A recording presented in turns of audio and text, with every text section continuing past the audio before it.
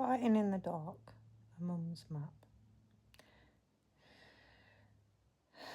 Some people think waiting is passive, like a queue in a post office, like tapping your foot and checking your watch.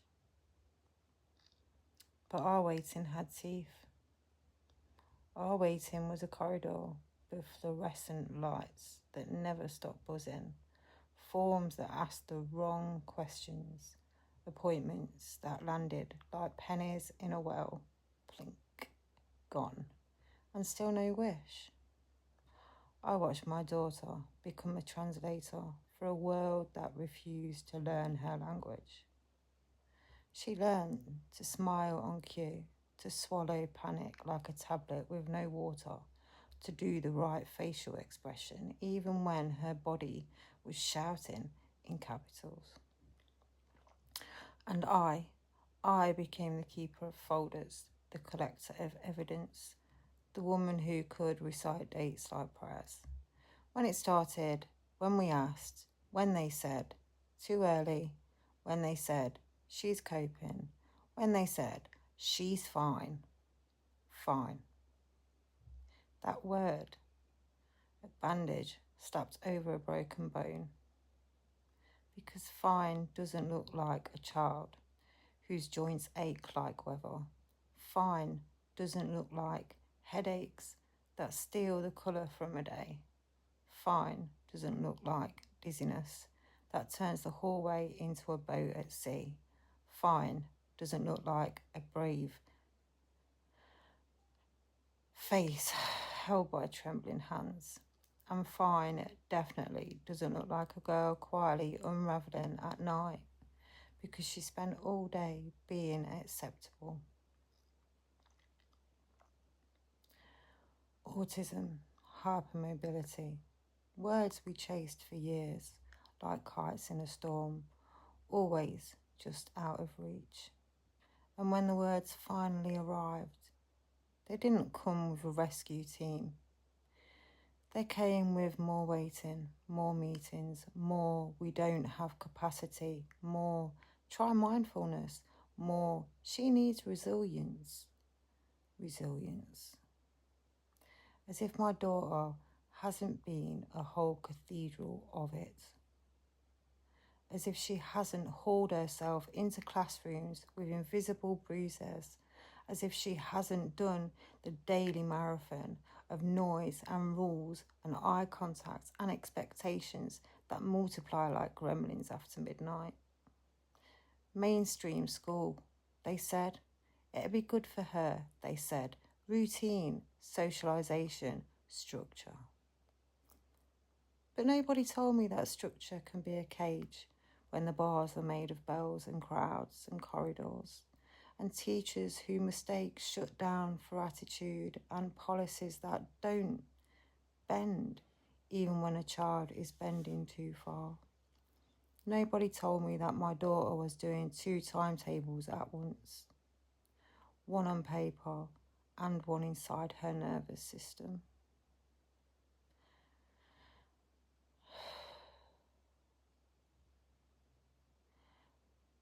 And then came the point where the suffering wasn't just hard, it was dangerous. The point where my child's words made my blood run cold. Not dramatic words, not attention-seeking words, not teenage mood words. Truth words. The kind that leave a mother standing in the kitchen, holding a mug she can't lift because suddenly gravity has opinions and the floor feels like it's rising.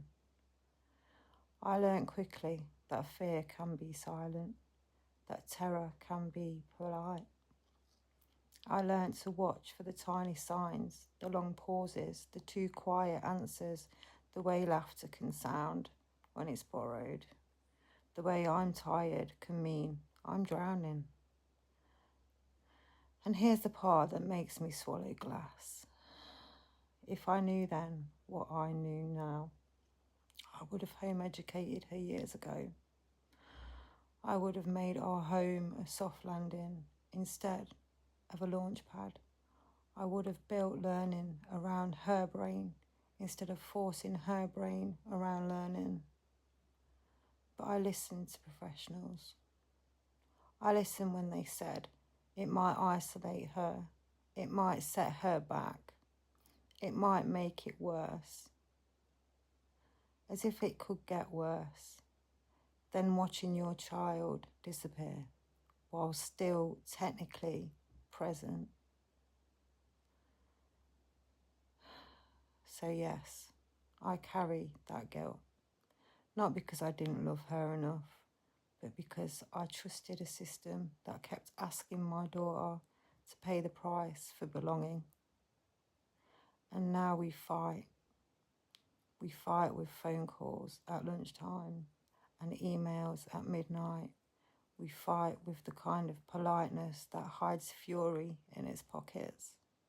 We fight for reasonable adjustments that should have been obvious. We fight for support that shouldn't require a parent to become a part-time solicitor and a full-time historian. We fight for the right to be believed the first time, because the hardest thing, truly, is not the paperwork, it's the loneliness. It's realising that nobody sees how much we're carrying because we're still upright, because I still show up, because she still gets stressed sometimes, because we can still manage a smile in public and collapse in private. People see the surface. They don't see the hidden costs. The way pain steals attention, the way anxiety steals appetite, the way masking steals identity, the way school-based trauma can make a building feel like a threat, the way your own home can fill with the sound of please help, even when nobody says it out loud. And yet, my daughter is still here, not because the system held her, but because love did. Because sometimes survival looks like one more day, one more cup of tea, one more sit with me, one more we'll figure it out. Because I became her lighthouse, even when my own batteries were blinking. Because I learned that strength isn't loud, it's repetitive. Strength is making the same phone call again and again. Strength is saying no without apologising. Strength is walking into meetings with your heart in your mouth and still speaking. And my daughter is not broken. She is not too sensitive. She is not too dramatic. She is not lazy. She is not difficult.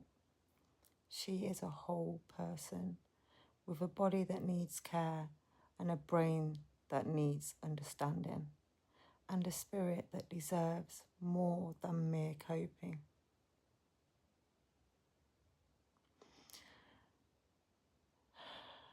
So here's what I want to say to every parent fighting in the dark.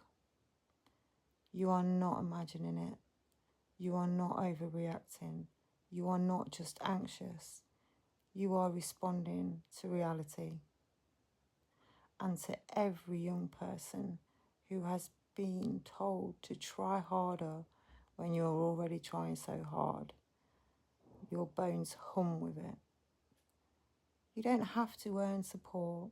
You don't have to collapse perfectly to qualify for help. You don't have to prove your pain with a performance.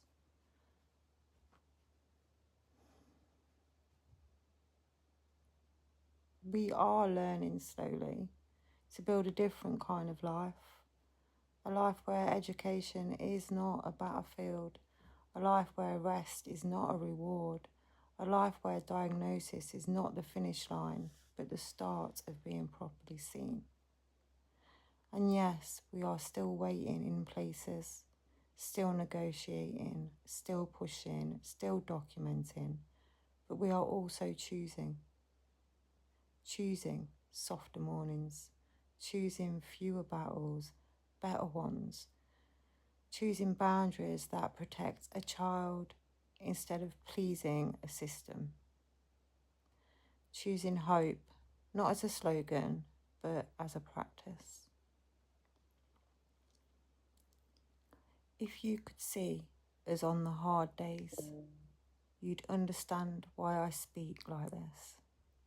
Because I'm not telling a sad story. I'm describing a war that looks like ordinary life from the outside.